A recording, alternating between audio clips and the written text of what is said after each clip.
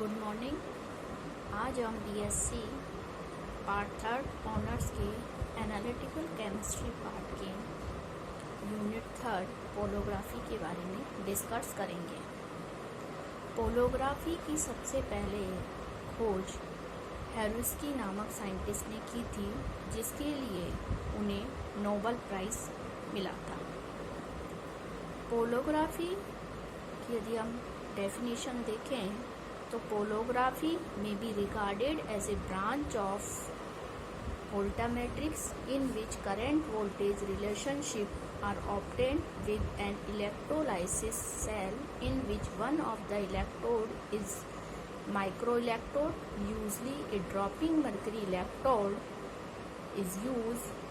The current voltage relationship are then used to determine the identity of concentration of species reacting at a dropping mercury electrode. The instrument is called polography, and the instrument are graphically present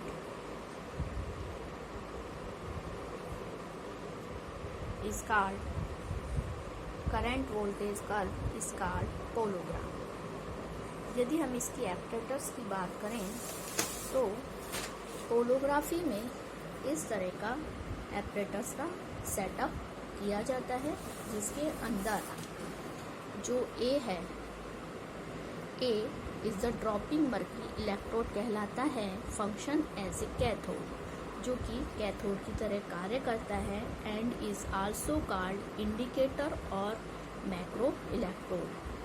B is the large Hg pool, function as a anode. तो ये cathode हो गया और ये anode.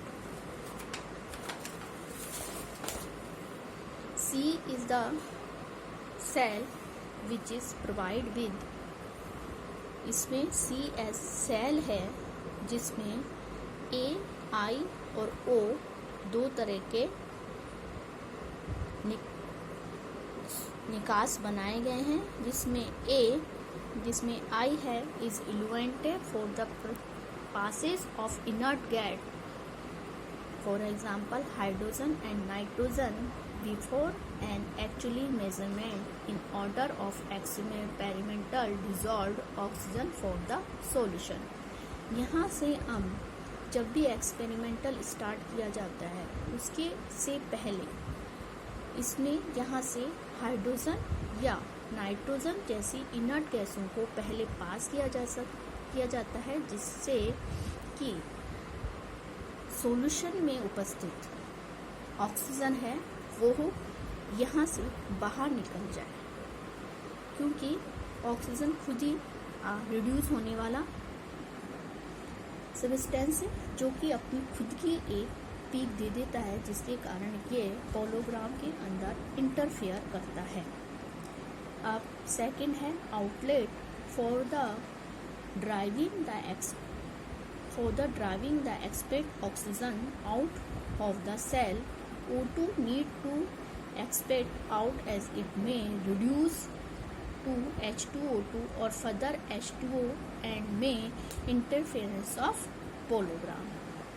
P is the potentiometric in which can apply and dropping mercury electron up to 3 volt to cell greatly. इसके बाद में हमारा आता है S इस शर्ट होता है for existence the sensitive of the galvanometer. D is the battery which and connected the anode and cathode point. G is the galvanometer which measure the current strength. तो यह हमारा एपरेटस सेटअप हो गया पोलोग्राफी का। अब पोलोग्राफी working किस तरह से करती है, इसके लिए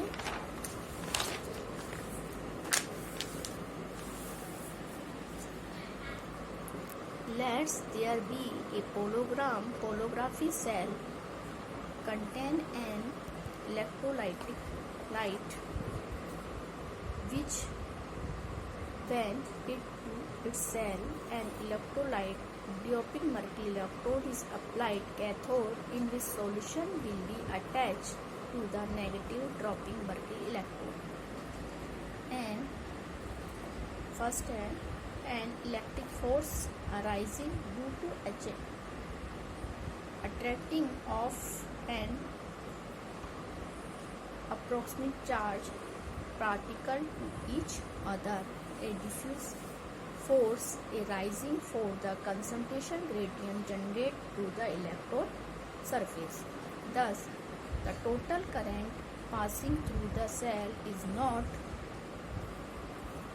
affected of these two factors. Varying of current with standing increasing voltage is recorded, which is hologram is yield a current voltage curve as shown in figure. In dropping mercury electron begin polarize the corresponding increasing potential applied to it. जब हम current लगाते हैं तो applied potential और current के बीच में हमें इस तरह का ग्राफ प्राप्त होता है, जिसमें ए, बी, सी और डी पॉइंट दिखाए गए हैं। इसमें हम ए और बी के पॉइंट को रेजिडुअल करंट कहते हैं एंड सी और डी को हम लिमिटिंग करंट कहते हैं, और आई, सी और बी का जो करंट होता है इसके बीच के करंट को हम डिफ्यूजन करंट कहते हैं। होलोग्राफी के अंदर मेन रूप से हम को ये डिफ्यूजन करंट ही किसी भी स्पीसीज का डिफ्यूजन करंट ही निकालना होता है। तो from A to B the particle no current or theoretically a small current flow through the cell. This current is called residual current and is carried by the supporting electrolyte or impurity of the solution. मतलब A और B के बीच में जो current होता है दिए गए species के एक्चुअली ऑक्सीडेशन या रिडक्शन के कारण नहीं आता है, यह हमारे सेल के अंदर उपस्थित सपोर्टिंग इलेक्ट्रोलाइट या फिर सेल में उपस्थित इम्प्योरिटी के कारण प्राप्त होता है। At the B the potential of the dropping mercury electron equal to deposition the potential of the cadmium ion with respect to a metallic cadmium electrode, then the current actually begin to be increasing along the curve BC. Now a dropping mercury electrode is depolarized by cadmium ion, which are the discharge up on the electrode surface for the metallic cadmium. Consequently, the current flow increasing repeatedly. At point C, the current no longer increase linearly with applied potential inside is approach a steady limiting value at the point D. At C, the rate of drop cadmium ion from the main bulk of the solution to the dropping mercury electrode surface become equal to these deposition rate. The current along CD curve is called limiting current and the potential more negative than D. The concentration of